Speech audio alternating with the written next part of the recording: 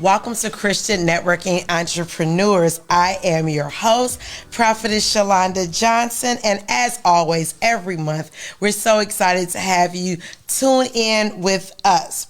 Christian Networking Entrepreneur is a network that we feature up-and-coming business owners, up-and-coming leaders, community leaders as well.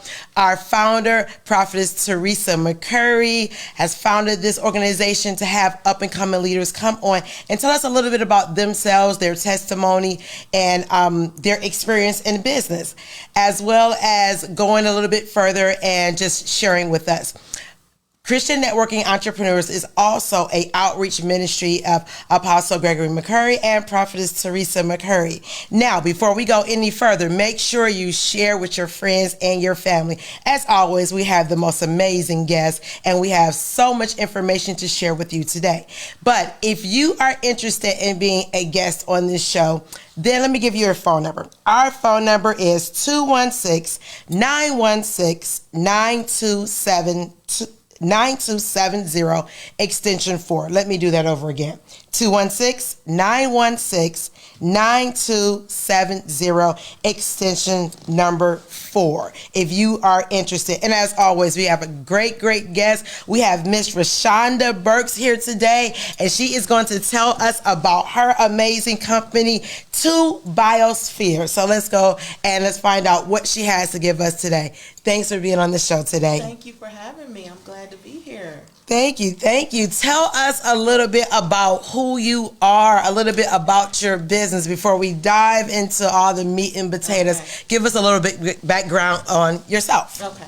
So a little bit about me. So I am actually a certified trauma support specialist, and I began that journey about 3 years ago. I was working in corporate America where I was actually working for public safety for the city of Cleveland, and I had been doing that for about 22 years. Mm-hmm. I had worked my way all the way from bottom to top, so by the time 2019 came, I was a supervisor. And it was just an arena where it's not something that I really dreamed of doing. It just kind of landed in my lap a little bit, but I learned a lot. Mm-hmm. Being there, I learned about people. I learned about how to deal with people. I learned, that people are struggling in a lot of areas, and especially crisis and trauma. Okay. And so that was my hook. So once I was there for those years, God just told me, it's time for you to shift. Mm-hmm. And so in 2019, He gave me an idea of an organization to create for trauma survivors. So and it's so amazing, even in this season that we're in right now, it's so needed. I didn't know in 2019 that the pandemic was going to happen. Mm-hmm. But God knew. And so He was able to shift me to say, this is where I need you to be now. I need you to help those who are struggling with trauma. God. So it was amazing. So 2BIOSPHERE was birthed in 2019, after I left my job with the city. I just stepped out on faith. And I woke up one morning. It was after a Bible study, actually. I passed this women's recovery center. And I went up to the doors, and it looked kind of new. I went up to the doors, and I was getting the phone number. And my husband, he's so funny. He said, take a picture in front of it, because you're going to be in here. And I'm like, okay. So that Monday, this was like a Wednesday. That Monday, I called them. And I said, do you guys have a program for your women who suffer trauma? And they said, no. We're looking for somebody to do that. And I couldn't believe it. I'm like, oh my gosh. I didn't have anything written down. It was all in here, and it was in here. Mm-hmm. But before I had a meeting with them, God literally downloaded the proposal in my spirit. And I wrote it down, and I went and met with, it was about 4 or 5 ladies there. And I went and met with them, and they were licensed social workers, clinical directors. Mm-hmm. And it's me, So I'm telling them, about what I want to do, my passion. And they were like, oh my gosh, we need this. And so from that point on, I developed this whole workshop that I would deliver to their women.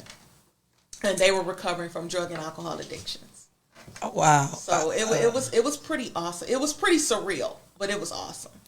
So your initial background is not in trauma? No. Okay. What is your initial background? My initial background is actually in criminal justice. So I went to school. I wanted to be a lawyer, I thought. from the age of 10. And so I kind of went that path. You know, I graduated, but law school was not in the cards for me. So, you know, I came home and I found this job working for the police department. Okay. So that's kind of where I started. And again, I think just the experience, and then also me knowing what trauma looks like, what trauma feels like, because I've been there. And it just, you know, talking to those people every single day, I just felt, I grieved for them. And I began to understand as I matured, I began to understand that there's underlying things going on. They need some guidance. They need some assistance. They need help to understand why this is happening. You know, why they're behaving this way. Because trauma isn't something that's written across your forehead. Right. It's not something that, you know, I'd sit and talk to you and I can just tell right off the bat. Well, I can, because you know, when you know it. But it's not something that you can physically see. It's a behavior. And so when we had this thing, and now that I work for the Adams Board, we have this saying that all behavior communicates. And so everything that you do is saying something. Everything that how you respond to certain things is saying something. And a lot of times, especially now in these last few years, it's trauma-based. So basically, you are working at the police department, and I'm assuming that you're talking with individuals that are having situations, and you're noticing a common thread somewhere. It's amazing to me. It's Christian networking, so we can talk about this. Yes. Is that how God will put you in a situation and it will introduce you to an area that needs assistance, and then prepare you to be the answer. Absolutely. For that particular area. So all of this time you're thinking you're at the police department and this is just going to be your career, nice paying job. But what happens is now this burden is on your heart based on what you are hearing and what you are seeing. So you said you were there 22 years. There 22 years. Never expected to be, but life happened. Yeah. You know, had a child, got married, you know, just life happened. And finally, and and I feel it wasn't time. There was so many times where I tried to leave. It was one of those jobs. Okay. It was times where, I mean, you know, and it's a rewarding job because you're helping people. Yeah. But so many times I say, you know, God, this is not, why do you still have me here? Yeah. Why am I still here? And I wasn't mad at the job at all. As a matter of fact, I had, for the last few years before I left, I had really been in a great space with it. You know, I was doing some training, you know, which is what I love. I was doing some training and I was supervising individuals and I had a great team. And so I was really comfortable at that moment. And he woke me up on one day and he said, okay, it's time to go. And I said, now? Now, oh wow. Now? And this is in 2019. So 2019, we talked briefly yesterday and you said something I thought was so intriguing. You said you sold your job, you sold your career. It's not a job, you sold your career. I sold my career. So it just elaborate on that a little bit, because I thought about it and I was driving. I was like, wow, most people sow a seed, you know, but a whole career. I sold my career. So it was such an amazing story because it was my 22nd anniversary. And I happened to be off that day and I woke up and I got a phone call just from somebody who was trying to sell me like some training or something like that. But as we're talking on the phone, and I must have spoke to this individual about half an hour. And as I'm talking to this individual, he didn't know it, but he was speaking to my spirit. Yeah. And when I hung up the phone, I said, oh my gosh, I got to quit my job. And my daughter was a senior in high. She was about to have prom and everything. She was going to prom. Not the ideal time. This is not the time. And so what I immediately did was I called my job and I asked them for some time off. Okay. Because I really need to sit with God and say, I didn't want to operate out of my flesh. I'm like, okay, I wanted this to be a God decision. And so by the end of the week, 'cause I took about a week and I talked to my apostle and I took about a week and it was well within my spirit. Yeah. And so I called them back and I said, you know what, I'm going to need another week. And in that week, I really began to think about a plan of action. And so God was helping me with that. And again, I had connected with the Women's Recovery Center already. And I went in, the last day I went in, I said, you know, this is my last day. And I literally sold that job. And when I went to the recovery center, I was doing everything pro bono. I didn't have a I wasn't charging. I wasn't asking them for any materials. I wanted to do it because it made me feel good. So you took a couple of weeks off, and I love that. Although it seems like it was just all done so quickly, but you still took some proper time to at least count up the costs. Yes. Count up the cost to see, okay, is this something I should be doing? Take some time with God. So you took 2 weeks off. After 2 weeks off, you're like, okay, I'm so in the job. Now, at this point in time, where are you with, have you started the counseling yet? Or have you started the trauma? I actually had my meeting with them, and I was developing the program. Okay. At that point, because I think I was starting the following in a couple weeks. So they gave me 2 to 3 weeks to kind of get it together and come in. Okay. So I was literally preparing myself. I had connected with a woman that I had taught at Tri-C with, and she was so ecstatic. She said, "I would definitely help you." And Wow. so that's how it was birthed. And she went in. We went in twice a week. And we went in one time in the morning, one time in the evening, and she was there with me the whole time, just helping me do this program. And which again, you go in and you have no idea what you're doing. This is a new arena for you. And so, but God was there with me the whole entire time, and He's still blessing me. He's blessed me through that obedience, because I know it was Him that told me that, because I wouldn't, in my natural mind, I'd be like, no, let me wait until everything is in together. order. Yes. Yeah. So how long did you do this particular course for free? Actually, I did it. I started in 2019. I went through the pandemic, which was it was before summer in 2020. No, it was a little bit after, maybe August. I went to August of 2020, and then at that time, they shut down. And so they weren't even doing Zoom. And so because they weren't doing Zoom, I was just like, okay, that's fine. So that gave me a little more time to cultivate my organization, to get all of my paperwork in order, and to, find out as much as I needed to know about how to do this thing. And being the executive director actually got really close. And she was like, well, Richanda, when we get another counselor for the evening, we're going to bring you back in. But in the meantime, I was doing my paperwork. I started writing my book. So it was time for me to do things that God needed me to do. Okay, so you're effectively utilizing your time. Yes, I was effectively utilizing my time. And all the while, God is still providing. And so, I did have a couple part-time things that was going on, And so in December of 2020, a woman from the Adams Board reached out to me. And let's stop right there. Okay. What is the Adams? So the Adams Board is the Alcohol, Drug Addiction, and Mental Health Services Board of Cuyahoga County. So she reached out to me. I had known her for some years, and but she and I never really spoke outside of our encounters. And so she called me. She went looking for me, actually, and she called me. She said, "There's an opportunity." She said, "What are you doing these days?" And so I was telling her, what was going on. She said, "Well, have you ever thought about working part-time?" And I said, "Only if it's something that I like." So she started running down this program with me about helping law enforcement and public safety to deal with people with mental illness. And so I said yes. And it was amazing, because literally it was 2 years to the date, almost to the date, that God gave me back another position, a position that's more geared towards what I'm trying to do. Okay. So it was just awesome. So I sold that to get something that was more related to trauma and mental illness. So. Wow. So I think the amazing thing about it sounds like, or what you say, that the time that you were in law enforcement, could you see how God was kind of preparing you, kind of like on the job training for what you were about to step out into and do it kind of like on your own without the support of it's really easy to do something when you have a whole network supporting you.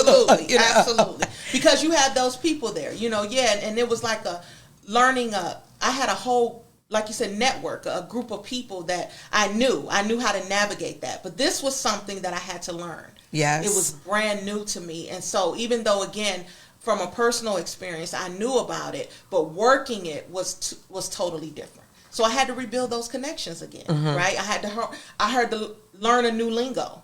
Yes. Much, the different terms and the different things to say. So it was just like, oh my goodness, how am I going to do this? Because I don't know this like that. But, and he just always reassured me, and he said, I got you. I was literally working the program before I had any type of foundation in the organization. I was still doing the paperwork, but I was literally doing it. And so I said, wow, God just switched that thing totally around to let me know that you can do this.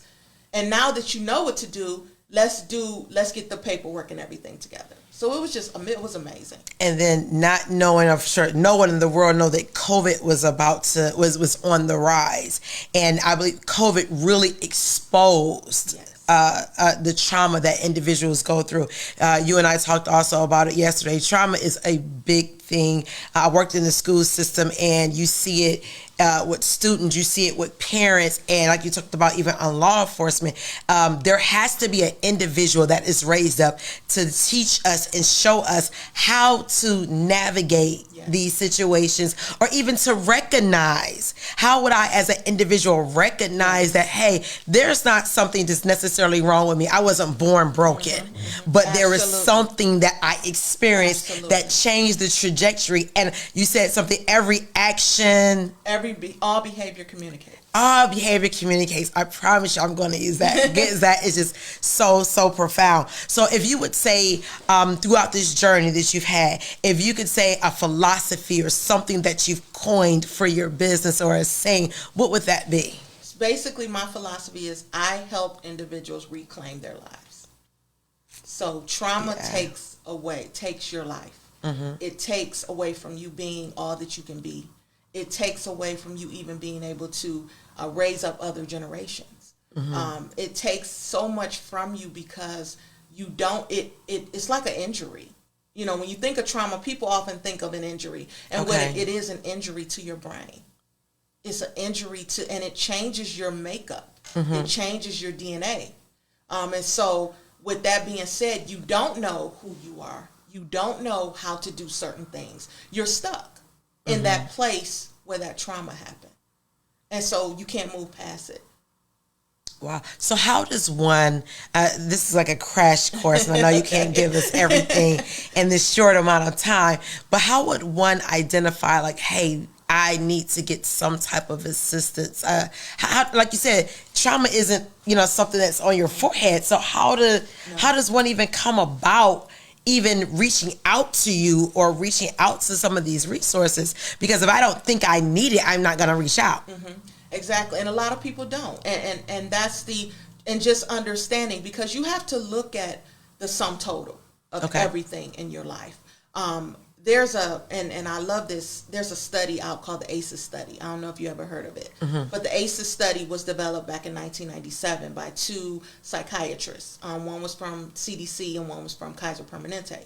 And what they did, and this is an ongoing study, but initially the bottom line of the study was they took these categories and they created 10 questions based on these categories. And they said if you had any of these things in your life, you had a greater risk of developing health issues and mental health issues.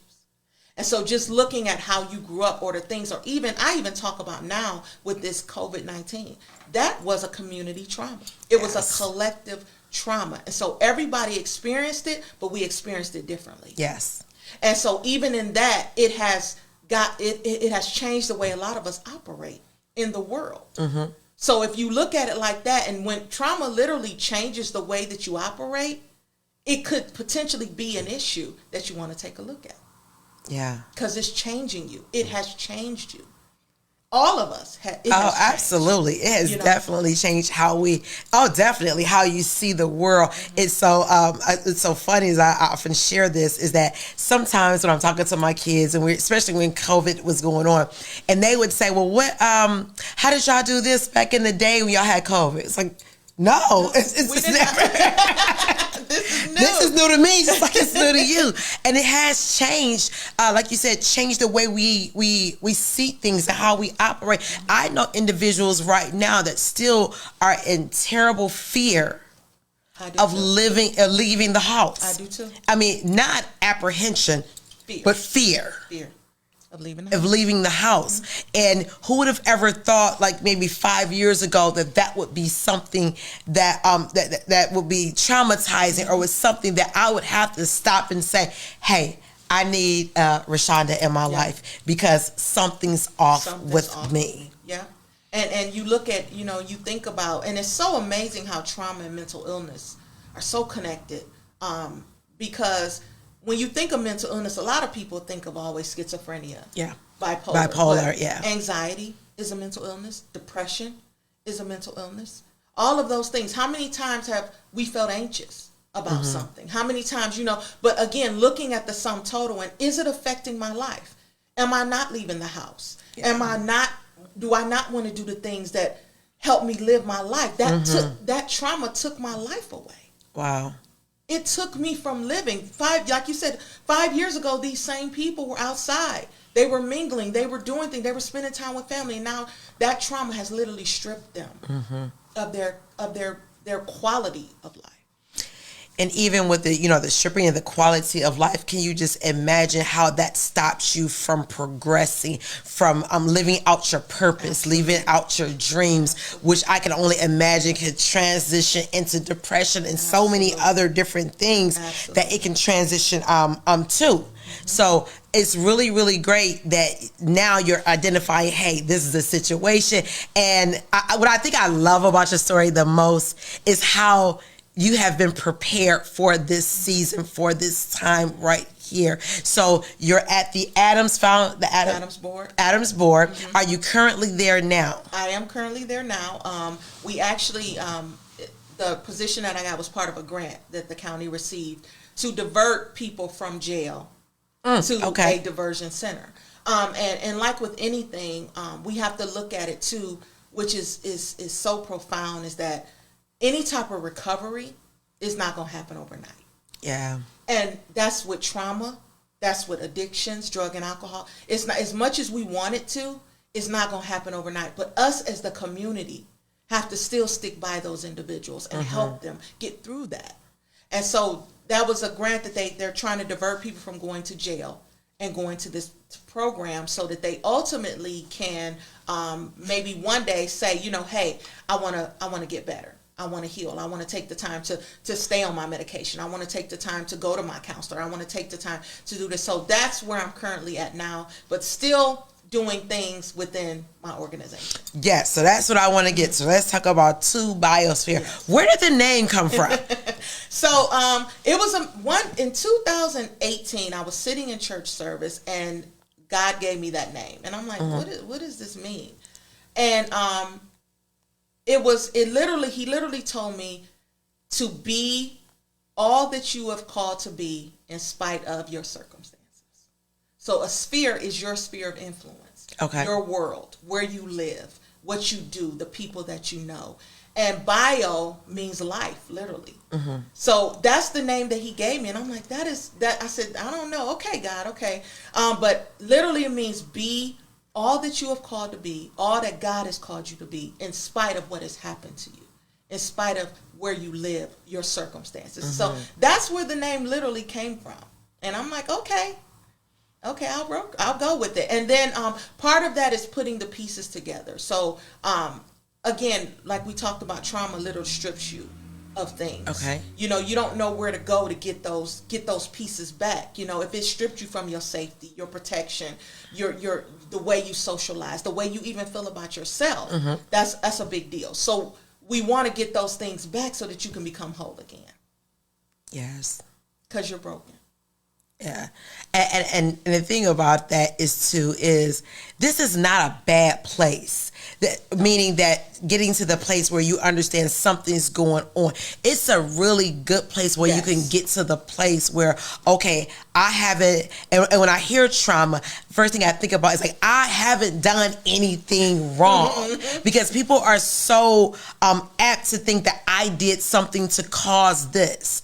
And now that there's a place for me to get some help. So you're in this program and this is currently what you're doing, but then you have 2BIOSPHERE. What services do you provide outside of the other organization? Okay, so basically I do trauma workshops, I do trauma training. So I'll come in and because even like you said, you work in the school district, even in the schools, sometimes the educators don't know how to recognize it. They don't know what it looks like. They don't know how to handle the children. And so there's more discipline being Absolutely. being initiated instead of trying to understand, because a lot of times we hear the whole saying, even growing up, what's wrong with you? What's wrong with you?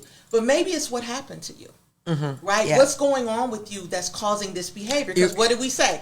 All behavior communicates. So we're asking the wrong question. Asking the wrong question.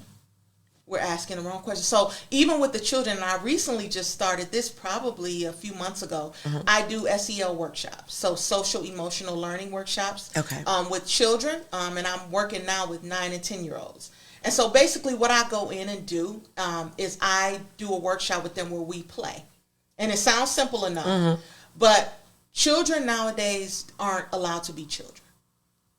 They're forced into adulthood too soon from the things that are happening in their home. And so they don't know how to divert that energy. So in a classroom, it looks like disruption.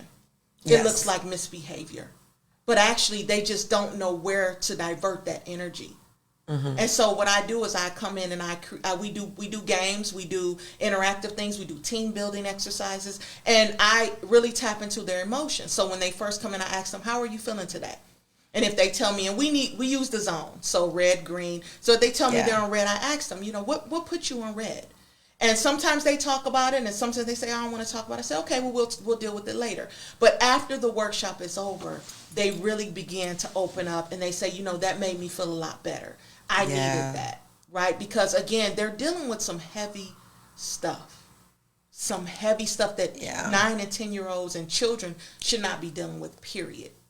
I completely agree with it. You talked about it looks like misbehavior. It looks like, and I've been in the school system, and I mean I was the dean, so I was the one that dealt with the discipline. So I get that. It does. It looks like what what is wrong with you, instead of did something happen to you? And I think that is $1 million question that even adults have to ask ourselves sometimes. Absolutely. Just taking almost like a Selah moment, just a moment. So you're going into the schools, and I can only imagine what you're seeing in the schools. How long is your program that's in the school? So right now we do it. We started once a week for 6 weeks, and now we started with twice a week. So we're supposed to have 2 different groups of students come in, and again, it's just like a 5 or 6 weeks, and then we take a couple weeks off, and then we go back. So they choose the students that they want us to have, and which is just awesome, because you see children of all types. Some and you can and from me understanding trauma, I recognize it right away. I recognize when there's a child that is too what we call it mature. I'm going to use that word for their age, because they're dealing with things. You recognize that child that's drawn to you because they need attention. You recognize, and you recognize it, and you say, they're not getting it at home. Something is missing there. And so just being that loving person and to be a Christian and be in that situation is powerful. Yeah. It's powerful. So it's awesome. So I've been doing that. Again, I'm teaching trauma to educators and teaching trauma to people so they understand even their own trauma, like we spoke about, right? Also the workshops, the trauma-informed workshops, I do suicide prevention training now. So, there's a whole segment on how to ask the question, because that's another area where since the pandemic, suicide rates have gone up. Okay. Because of the depression, because of the anxiety, because of the lockdown. And so just as being around your family and being around people you cross every day and talk to, learning how to see those signs of suicide, listening to what they're saying, because they speak it, but we aren't paying attention. So I just kind of teach how to recognize that. So really quickly, I told you the show was going to go so quick, but teach us a little bit about what should we be listening for? I know you can't give us a whole seminar, but this is something. As far as suicide? Yeah, as far as suicide, or when we should have our antennas up. Yes. So you know how, and it's just something simple as this. You ever been talking to someone and we say things, man, if I don't get this right, this is killing me. Or if I don't get this right, I'm going to just die. Those are words sometimes that we say, oh, they're just talking, right? but it could be something there. So you want to probe a little bit deeper. Watching somebody, if you know someone and they were very hyper and active, and all of a sudden they're not, ask the question. If you see somebody just the opposite, somebody who was down and out, and all of a sudden they have this burst of energy, and you've been seeing a pattern with it, you know, have a conversation with them, because we're passing people every day and we're missing it. Yeah. We're missing it. Have those conversations and being comfortable with asking it, because when I grew up, and I'm speaking for me, my family didn't talk about suicide. It wasn't a topic of conversation. Yeah. It wasn't something that was brought up, and so we shy away from it. You know, and asking people, and this is one thing that I really learned, asking people how you're doing. Are you really ready to find out? Because what's our cliche? I'm fine. I'm fine. I'm fine. Fine is killing us. Yeah. Because we're saying that we're fine, but really there's something else going on. But I'm saying I'm fine because, for one, I don't want to put my burden on you. And then if I told you what was wrong, are you able to help me? Are you able to help me? Excuse me. So just recognizing that even in your own home, you know, watching your kids and watching your spouse and watching their behaviors, and not just throwing it off as, oh, that's just them right now. Mm-hmm. Opening up those lines of communication, because they want to talk about it. They want to, but we aren't equipped. We aren't ready. So I just teach how to get ready. So you talked about being ready for the answer, because I think I know exactly. It's almost a cliche, like hey, how you doing? It's just what we say, and we are waiting for the response. Oh, I'm fine, because it's almost like if you get a different type of response, like what am I supposed to do? It's other response. But then I thought about something. Girl, you talked about growing up. And I was watching a video like on TikTok, and a teenager was telling their mom, like, I'm depressed. And it was like, what are you depressed for? I pay all the bills. I do all of this. And just dismissing the fact that this kid is saying, or a young adult, regardless of what we feel you have the right or should not feel depressed about, not acknowledging that, okay, there's something going on, because what could be emotionally traumatizing to someone else may not be emotionally traumatizing to me. Our traumas look different. How you handle it is going to be different the way I handle it. And it's based on a lot of things. It's based on, for one, your background. You know, if you have any previous history of illness in your family or in you, and also, you know, your support system. Yes. That's a big one. Our support system is the way that we heal. Who's surrounding us? What is there to help us? And depression, again, I want to mention, you said when the lady on TikTok said, what do you have to be depressed about? Depression is not a look. You know, if we look at our famous people, and we look at, they have everything. You know, we think they got money, they got fame, people want to be around them, but it's what's inside. What am I struggling with inside? And then when they take their life, you're like, man, what was, that's the question that we ask. Yeah. But we can't look outward for the answer. When you say that, the first person that comes to my mind is Robin Williams. Yes. He's like the first person that comes to my mind. Like, you took your life and you're depressed, but you told jokes all the time. But you're making everybody else happy. And it really caused you to take a minute and say, hey, hold on. Yes. One second. I read an article in regards to Chris Rock. And he talked about the inner trauma that happened when he was in school, and some things that he experienced. And he was even saying, like, he basically goes sees a counselor 2 or 3 times a week. And you talked about background and support system. I had no idea how valuable a support system was, especially as a child growing up, and how it plays a big part in your confidence. Absolutely. And I say that because, you know, I always had my mom and dad, and I always felt like I could try anything in the world, and I could always go home if it didn't work. I always had these people that just was crazy about Shalonda, and life just didn't seem scary to me because I always had them. But then on the other hand, when I met my husband, he didn't have a support system. He didn't have that. So his way of viewing life was so different. I'm like, let's just do it. Let's do it. And he's like, hold on. I gotta stay safe. Exactly. I gotta stay safe. And that's what trauma does to you. It puts you in a place where you feel like you're keeping yourself safe. And so I'm not going to be adventurous, right? I'm not going to want to do things. I have to think about this because so much has been taken from me. And I don't know how to move forward. I don't, because I'm stuck. So that's where it stops. And so now, even with you and your personal life, you see the difference. Oh, absolutely. You see the difference. But I didn't know it was called trauma. Mm-hmm. It's called trauma. I just thought it was, him being some type of way. It's called trauma. Did not know that. So let me ask you a question. As you're doing 2BIOSPHERE and you're being exposed to so many different individuals, would you say that it is something that is coming more to the forefront now, especially in the African American community? Absolutely. It's now okay to talk about. Okay. Right? It's now okay to say, I'm not okay today. And it's okay not to be okay. And I'm going to say, especially in the African community, we wear strength as a badge of honor. Absolutely. We wear that as a crown of glory. As to say, oh, just shake that off. We've been through worse, right? We say that. But it's just like anything when your body is aching. Your mind hurts too. Your mind gets sick. And that's not something you can shake off. Yeah. So now they are actually looking for more even African American counselors, mental health counselors, because we also know too that if I see that you understand me, because we have a certain, we communicate a certain way, you understand where I'm coming from. They are now begging for more African American mental health counselors because now we're coming out to say something is wrong. What we went through is not right. We're not feeling good.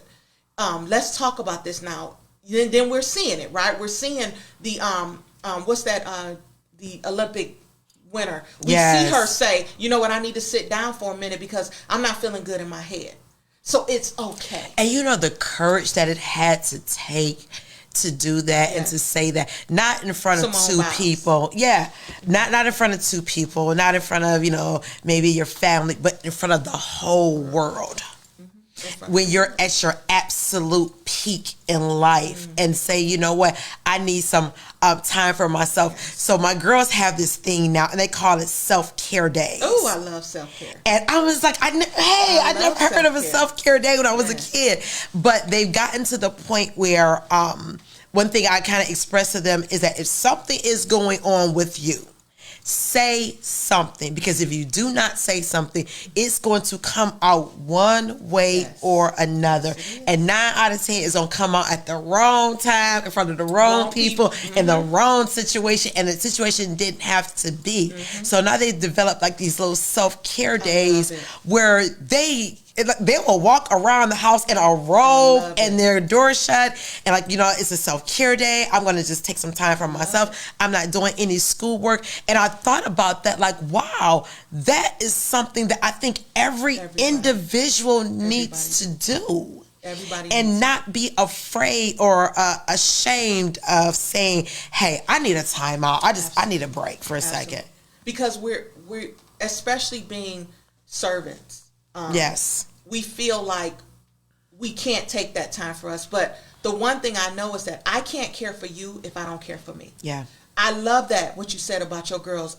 And that is another thing that I teach is about loving you and caring for you and not being ashamed of saying, hey, I just want to walk around in my pajamas today and not answer my phone, not talk to someone because I need to be filled back up because I'm pouring out and life is getting, it's a lot going on. Yeah. So I need that time to be in my space and figure me out because that's another part of missing yourself is that we don't know us. Oh, see, I told y'all I need more time as always. We don't know us. So give us some tips. Okay. Give us some tips about, I'm trying to recap everything. Before we give us the tips, I want to say one thing. As a African-American woman, there has been times in my life and in your life, I know absolutely, where you felt like it was your responsibility to carry the weight of the world on your shoulder. Absolutely. You're never supposed to look like you don't have it together. You're never supposed to look like the things are falling apart. You're supposed to fix everything. So that leads into the self-care. So give us a couple of tips about self-care. So hopefully we don't get to the point where we are traumatized if we can utilize some self-care tips. So in self-care, and it's not selfish. Know that self-care is not selfish. We throw the word selfish around because we feel like, oh, I'm not looking after other people. I'm not doing this for them because they asked me to. But what aren't you doing for you?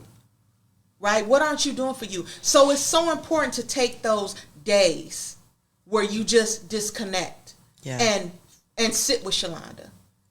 Sit with Shalonda and say, hey, you know what? I'm going to sit and watch TV. I'm going to sit and catch up on something that I didn't get a chance to do. I'm going to read. I'm going to do whatever. And do it because, again, you can't care for your children. You can't be a good wife if you're not together. I'm going to stop you right there. I remember... and I'm telling you, I know other people that identify with this. I remember feeling guilty for sitting, watching TV and not doing anything. You can't feel guilty. I felt like I was lazy or something like that. That's a word. Yes. Lazy. I'm being lazy. Oh, no, you're not. You know, and I realized that even previously, years ago, I would, even on my days off, I would run. People would call me, can you do this? Can you do this? Can you do this? And by the end of, when it was time for me to go back to work, I was so drained because I didn't get to do what I wanted to do. Probably had more rest at work than I didn't get to do because I felt like, again, if I can do it, let me do it at whatever cost. And we carry that burden on our shoulders because that's what's been taught to us. Because we look at our parents, we look at our grandparents, and they struggled, but they still kept it together. They felt like it was okay. But then you hear, you know, grandma's anxious. You know, I got to take my anxiety pills, or I got to take my medication because they're masking. This whole thing with masking is what we do. Yeah. We literally, physically, we've been in masks for 2 years. But we've been masking for years. We've been covering up those things that aren't good with us. We've been covering it up with clothes. We've been covering up with makeup. We've been covering up with our lifestyle, the things we drive, to where we live. We've been masking and can't be ourselves. I remember I used to get anxious when I would have company to my house because I wanted to make sure that everything was in its proper place. Yeah. And that's stress. Yeah. That's stress. I had to get to the point where I said, you know what? If these 2 dishes sit in the sink, and Mommy, I know you're watching. If these 2 dishes sit in the sink, it's okay today. It's okay. I'll get up in the morning and I'll wash them. You know what? Let's stop right there because I just feel like in my heart that some mother needs to know that. Really, some mother needs to know that it's okay if the toys are everywhere and your family is growing and you can't get to it right away. It doesn't make you a terrible person or a mother that can't do. It does not. It does not. Because again, the TV makes us feel like we can do everything, right? You see these shows where the mother has 5 kids running around, but the house is immaculate. Yeah. That's not reality. Tell the truth. We have to adapt our reality. That's not reality. Yeah. And so when it's those days where you just can't, or you've had a long day, give yourself some grace. Oh, wow. We don't give ourselves enough grace. So can that be one of our self-care points? Give ourselves some grace. Give ourselves some grace. Yes. And it's okay not to be okay today. But it's not okay not to talk about it. It's not okay not to get help if you feel like it's consuming your life, if it's going on more than a week or 2. So that's what I wanted to ask. It's one thing to just not be feeling yourself on one day. It's another thing if this is consistently. If it's consistent. If you notice it after a week even, say, you know, something's not right. And if it goes into 2 weeks, hey, you need to be on the phone trying to talk to somebody. Because depression is a real place. It exists.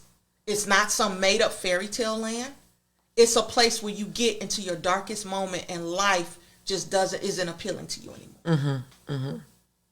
It's such, I love that you stopped right there. It is definitely a real place. Some of the people know my testimony where I was in for maybe over a year, and I was in depression for over a year. I was in the church. I was ministering. I had a beautiful family, but I remember being terrified to tell anybody. because I wasn't sure what they would think of me, or if they think I wasn't really a Christian. It was anxiety about being depressed. Yes. So you're already depressed, but then you have anxiety on because top you don't want to of be that. found out.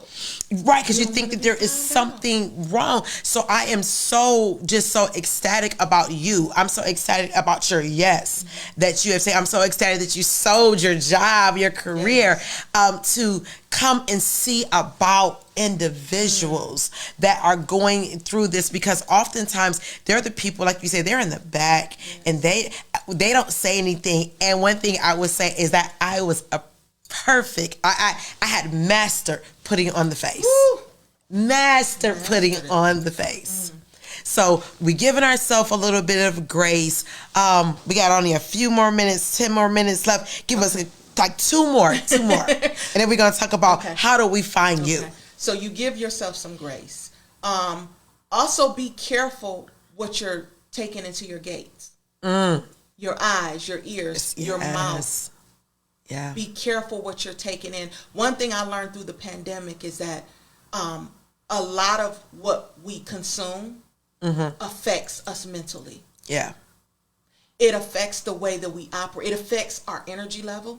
It affects, and I'm not like a big health guru or anything like that, but just being more careful about the things that we're consuming, because a lot of things we don't know what's in it. We don't know what it's doing. Just being more careful about that. Again, fostering relationships with people who you have a loving relationship with. Cultivate those things, because being in isolation for 18 months, that has changed a lot of relationships and families. Absolutely. And I say for my family, we used to be the family every holiday we got together. I can't tell you the last time we got together. Because we've gotten comfortable in our own little isolated spot. Yeah. But in that isolation is where your mind can begin to play tricks. Yes, absolutely. So start coming together with people. People who are comfortable with coming together, and respect people's space. Respect where they are. Like you mentioned earlier, and I do too, have family members and people who won't come out the house. They don't want to gather. They're afraid. And so even respecting that and respecting where you are. Yeah. And don't allow the world to dictate what's comfortable for you. Absolutely. How you should be. Every day is a new opportunity to change, to feel good about yourself. And so take that and live with that, deal with that, be that on that day. So again, getting proper rest is also key. We feel, we have to do this, and this, and I'm just gonna wear myself out. That's not accomplishment. That's insanity. So I've often said, well, I'll sleep Thursday. I'll sleep next Thursday. It's like that doesn't make sense. Yeah. Because if you're up for more than 24 hours, your mind begins to play tricks on you. Wow. People get into delirium and they get psychotic. You can become psychotic from lack of sleep. Wow. Absolutely. Wow. So give ourselves some grace. What was the next one? Give yourself some grace. Rest. Watch what you're putting in your gates. Yeah. Thank you. Yes. Yeah. And it's so funny, like you were saying too, even about some of the food. I learned this recently. Yes. Some of the foods that we eat kind of can trigger an emotion or trigger a certain feeling. And it's like, why do I feel like this every time I eat a whole bag of chips? Well, probably you shouldn't eat a whole bag of chips. Yeah. So this is, okay, like I have learned so much in this short space of time, just talking with you. So if individual, even someone that's watching, and I believe that somebody that's watching today is going to reach out to you, how do we get in touch with you? How do we get part of your program? Do you have a adult program? Because we did talk about children. I started off with adults. Okay. But then God shifted me. Okay. He began to shift some things in me. So I have both. I can do both. And so I have on my website, I have a 30-minute consultation that's free. So you just go to www.2BIOSPHERE20.org. And you can sign up for a 30-minute consultation. And at that time, I'll talk to you and figure out what you need. I also am connected to a lot of resources. So if I don't have something that you need, I know where to get it for you. Also, I have an email address, 19biosphere at gmail.com. So you can contact me there. My business phone number is 216-236-5314. You can contact me there. And it tells you everything that I do on my site. So if you want to, again, we can set up something where we can figure out at that time what you would need. Okay. You know, if there's a school district or someone who wants to get in contact with me, we can come up with a plan on how would you like me to, come in and what you would like me to do, what you're looking for. So, absolutely. So I can just only imagine, churches and individuals coming in and say, hey, we need your program. One thing I would say as well is when I was going through this I call it a wilderness experience, I looked for a African-American Christian counselor, and I could not find one. They're hard to find. Because you said something, I wanted to speak to someone that could identify with my life, to identify with how I, as an African-American woman, had to deal with life. Yes. Some of the way that we were raised. Absolutely. And I think a lot of us have that in common with some of the way that we were raised, but then also could understand my life as a Christian, because my life as a Christian governs some of the way that I move, and it can't be, some are non-negotiables. So I didn't want to sit with someone who thought Christianity was just some crazy thing, because you couldn't minister, you couldn't counsel with me because you didn't understand who I was. And that's part of my makeup. It's part of my makeup. So just being in a place where you are, and you talked about being a Christian in that capacity, the amount of compassion that has to come through you, because it's a compassionate feel, but there's another level of compassion when you have God connected to you. Even the insight that God can show you as to what's going on and how to execute professionally and morally, and even with a God conscious, conscious is just absolutely amazing, absolutely amazing. So we got a couple of more minutes. Very, very few. So I go all the way down to the wire. So again, you've expressed. Give us your website again. Your website and your phone number. The website is www.20biosphere20.org. And the email address is 19biosphere@gmail.com. Now, what about the Adams Foundation? The Adams Board is who I work for. They are a mental health and drug addiction board that's in Cuyahoga County. Okay. So I work for them currently, alongside of doing, the organization. So. Okay. So you want that information? Yeah, just in case there's someone that has, some drug addictions and things, because we know how to sweep that under the carpet, and we know how to be, weekend drug addicted and go to work on Monday. So right. So the Adams Board address is 2012 West 25th Street. It's 2012 West 25th Street, and I can't remember my business phone number right now, but they also have a website. It's at theadamsboard.com. So you call theadamsboard.org. You can go on their website, and they have all services they're connected to. So anytime anyone is in addiction, they actually report to the Adams Board. So they'll know, so they know who you are connected to in the community, as far as your counselors, because some people, again, get connected and disconnected because of situations and circumstances. And so they they know everyone in the county who's connected to some type of mental illness and drug addiction. So wow. And what's amazing to me is that you have not done this for a long space of time, but I admire how knowledgeable and how passionate that you come across about what it is that you do. So one thing I love about it is that when God puts you in this situation where it's not just a career, it's part of your ministry, it's part of your makeup, it's part of who you are. And I believe that when you decide to say yes to that, God makes sure that financially you're okay. Yes, because we still have to eat. But He also makes sure that the service or the gifting or the gift is being dispersed amongst all men, not just some men, just all men. So we are so glad to have had you here. I'm glad to be here. I learned so much. Did you really learn a lot? So this is what I need everyone to do.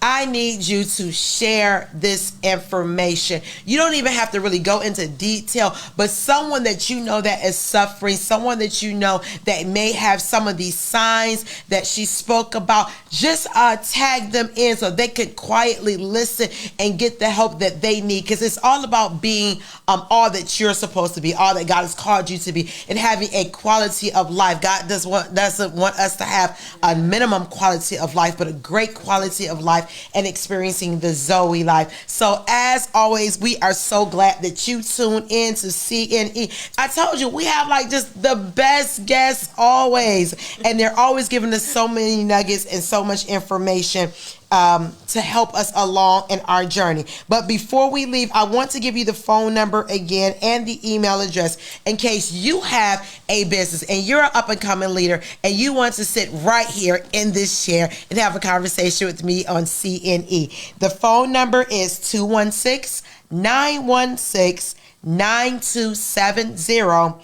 option or extension number 4. Now, if you decide you want to email us, I'm going to say it so. This is the email address, CHRENTENT@gmail.com. So if you're interested in sitting down and having a conversation and sharing with us, then reach out to those avenues. As always, it was a pleasure to be before you, and we will see you on next month. Remember, if you do not network, you don't work. God bless you, and we'll see you soon.